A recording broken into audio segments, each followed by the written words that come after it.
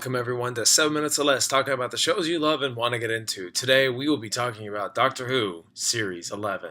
And for those who don't know what Doctor Who is about, it's about a time-traveling alien that goes around in a little blue box, which is bigger on the inside, riding around the universe, going through all sorts of adventures.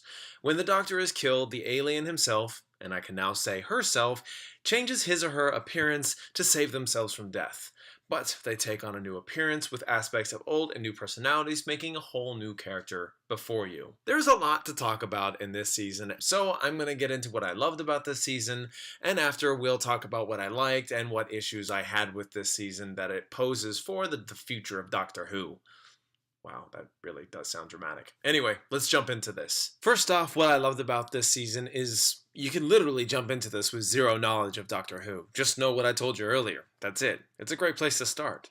Second, this season looks absolutely gorgeous. The cinematography is bolstering from the last season. The sunsets are crisp and in your face. The stage sets are strong and detailed with long history. Third, the special effects are considerably better than the first few seasons before it, and God knows before it, they were pretty good too. Here, it's nearly flawless. Fourthly, the stories are really great for standalone purposes. It keeps things focused in its own way, where if you miss an episode, you don't have no worries about thinking you've missed something. Fifthly, there are some stories that connect despite my previous remarks. The first two episodes and the last heavily connect, which I found fantastic and brilliant. Sixth, the companions the Doctor has really pitch in their best, and I praise each actor within this show for making Doctor Who the best it can be. Bradley Walsh, Tosin Cole, and Mandip Gill. Sorry if I got your names wrong, guys. And yes, of course, Jodie Whittaker. But don't worry, I'll get to her in a second. Seventh, going back to the stories, I do love most of them, with the exception of how they are told in certain ways, but what I did enjoy considerably was the emotions behind them. When they pull for exciting, it gets really exciting. If they go for sad, they find the balance to keep those emotional pulls. Eighth, there is a lot of historical traveling, showing different cultures, which I find different and diverse. Sometimes worrisome, but that's only in a retrospect for an episode bringing awareness to what that history had wrought. 9, I love the energy of each episode, even if I didn't care for the story in some instances. The vibe is constantly good, and could be good for those who are looking to feel great and look into Doctor Who for emotional support. Trust me, during Capaldi's run, I did that a lot. 10th, speaking of which, the stories are a lot more positive this go around, so you see things reside much more in sentiment and personal involvement, where the Doctor gets involved in the middle of it. 11, the aliens are creative, and the history behind them are shown in some hilarious fashions, if not sometimes awkward. But there is only one that I found compelling and extremely well handled, that I loved how this alien creature was introduced and settled by the end. 12, I loved the score. Dear God, did I love the score to this season. It's one of the ones I want to go back to more often than any of the others. The score throughout the scenes and moments are really exceptional, as they convey happiness, grief, intensity, and overall fun. And the 13th thing I love about this season is Jodie Whittaker himself. Oh my God, does she give it her all in this season. And that's kind of a duh statement, because there's no doubt in my mind every actor gives it their all, but Jodie just looks like it's no sweat off her brow. She balances not only being a centuries-old time-traveling alien with a mix-up of all these years in her brain, she's always referencing something in her past, bumbling about the situation as it unfolds, informative enough when nobody understands, adaptable to even the most dangerous conditions due to her gender, or even hostile conditions that just includes terrain and atmosphere. Inquisitive and intuitive, handles technology, and is energetic in every situation. I really do love this incarnation. Now, with all those things I love, stand and always will. But with everything I mentioned within what I love, there are some issues that stand with it. So if I end up contradicting myself, I apologize. That is not my intent. The story styles have ranged in quality within the last 11 seasons considerably. We have overarching subplots lasting till the season finale. We have had mid-seasons giving us one plot element channeling into the other by its second half.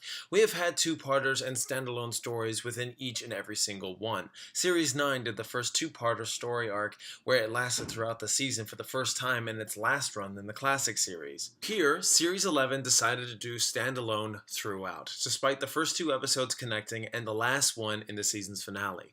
This leads to certain episodes feeling alienated from something I feel was missing.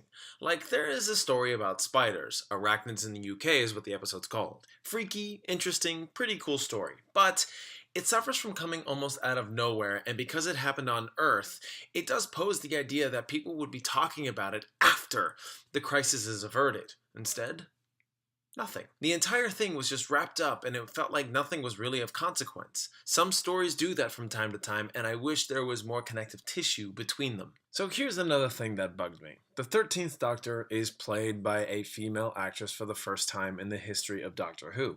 This is amazing to me. I did a whole sentimental speech about why the 13th Doctor being a woman was a good thing, and it still is. I love experiencing change in a show that wants to explore more of its own concepts and make new ones. But I could see that they were trying too hard to show you why this was all important rather than leave it implied. That is not to say that sometimes a little explanation can help. I'm not saying that showing off just a little bit is a bad thing, because let's face it, Doctor Who did a little controversial, a little bold move here, and it's nice to say that you did that while being functional. But sometimes it led to some force-fed moments that I thought it could do without. For one, being preachy. Like, there is an episode with Rosa Parks that garnered positive reviews with critics. Rightfully so, because it was powerful, emotional, and exceptionally well acted. But seriously, while the content matter was really heavy, the villain was lackluster, as he was trying to change history, the moment in time that Rosa Parks is supposed to change the course of history as we know it. It just turns into a statement about segregation and how important Rosa Parks is in history, and that the Doctor was a part of it. That's it. This isn't a bad thing, but when you are to make a statement within the subjective material of an audience already critical of Doctor Who, you tend to get preachy when you peel back the layers that make things multifaceted, when you get rid of the driving force that made the excuse for you to make that statement. Basically, I'm saying that an alien tries to change history and they get rid of him not long after they introduce him, and then that just brings the gang to impossible odds to try and keep history in its course correctness, which is probably not needed. I really don't want to forget our supporting cast, as this features more companions than we're used to this go-around. Usually it's 1 or 2, but this time it's 3, much like the classic series. They are interesting enough characters that don't take over the story so often that it's distracting, despite the stories turning into more drama-driven storylines than sci-fi elements that we're used to. The companions are diverse, with different ethnic backgrounds and personal aspects that come and go when they are important to be known. Like, for instance, Tosin Cole's character, Ryan Sinclair, has dyspraxia. This doesn't come up often, but it has its place when the character talks about it. Same with Mandip Gill's character, Yasmin Khan, where her past takes precedence in one episode that adds development to her and where she comes from. This also includes Bradley Walsh's character, Graham O'Brien, as he is haunted by grievances that take place with himself and one other in the first episode. Besides the material, the idea of the Doctor being a woman doesn't seem to be a big deal to our characters, but the writers seem to deconstruct the meaning of the Doctor and what she deserves in just 2 episodes alone. Starting off, she has no Sonic. What does she do? She makes one, showing off her own self-sufficiency, when the Doctor always had one handed to him.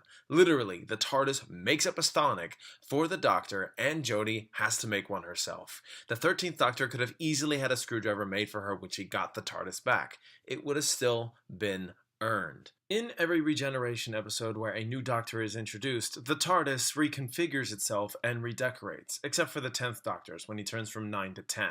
And in some cases, where it comes to Matt Smith's run, he does have his interior change from time to time. With Jodie's Doctor, when she turns from Capaldi to Jodie, she not only has to make her own Sonic, they end up dedicating an entire story to earning the TARDIS back in the 2nd episode. All this is showing the 13th Doctor, Jodie Whittaker, earning her mantle as the Doctor, when really she earned it from the moment BBC announced her casting. It's a perfect choice. It's amazing to see this change, but the stories don't always wrap around this justification well, leading to many people saying the stories are absolute crap, which I cannot agree. Within this season, the 13th Doctor is still trying to figure out who she is, and it's common and normal for that to happen. I would imagine many spectators would find this as a downfall where they can't latch onto the Doctor and their performance. At least, not until later. and many people fault it for not being able to do it right away. I would have to say it doesn't bother me that I have to wait a whole season or a season and a half. For instance, Christopher Eccleston's Ninth Doctor. I never got into him, but I did start to appreciate him well after his season was done and over by the time I was into Tennant. David Tennant's Doctor. I didn't start absolutely loving him until maybe the 4th season. Trust me, I liked him nonetheless in the 1st season. Matt Smith even took me longer by his last season because I finally latched on by his season 7 because I started to enjoy him more. Hell, my favorite Doctor, Peter Capaldi. I didn't latch onto him until finally series 9. I'm just kind of commenting on how spectators and reviewers and people who love Doctor Who don't exactly treat it all fairly. I just feel that if you give things an opportunity and a chance, you might find yourself enjoying it more. Guys and gals, in the end, there was a lot to say here. Obviously so, because I breached past the 7 minutes or less marker that I've been trying to do for my show in the first place. I did enjoy this season, but it had issues throughout with its political correctness, some standalone stories that don't exactly have great connective tissue, and its overall feel of the Doctor being involved with drama more than aliens from other planets. The aliens are there, don't get me wrong, but they end up residing in sentiment rather than being a threat of any kind. Doctor Who is about creating concepts that gets your mind thinking and going, it's unlikely. But when you think of all the possibilities of how it could be true, it gets into your head. Doctor Who is about that, but this season doesn't do that. That the threat fizzles out, or it's eliminated, or it renders moot, resulting the Doctor to mostly go through drama and less clever, twisty storylines. Which is not something I always need, but that's what kind of Doctor Who was built on, and we just kind of went into drama mode. And I would have to say the finale really helped my opinion in the season, and I actually really quite enjoyed it. Some may consider it weak like the rest of the season, and that's okay, but I just love how the story came back full circle from the first 2 episodes. I'm gonna give Doctor Who a B-. And I kid you not, I was riding the fine line on this show, giving it a C+ at best. That finale really helped. Let's hope we get a stronger season with Jodie Whittaker and the showrunner Chris Chibnall. I'd like to see where they go next. Alright guys and gals, thank you so much for watching. If you're interested in seeing Doctor Who or Doctor Who Series 11 and found my review interesting enough or informative enough, give me a like, maybe a share, and if you'd be so gracious to help out, subbing would make all the difference. I am almost 10 subscribers away from making it to 500. I could really use your help, and I would really appreciate it. If you're new to my channel, check out what I do. I create all sorts of stuff, from TV show reviews and movie reviews and all the ones that come together and make a universe. Your support means everything to me, and just by that alone, I'll get you more reviews in the future.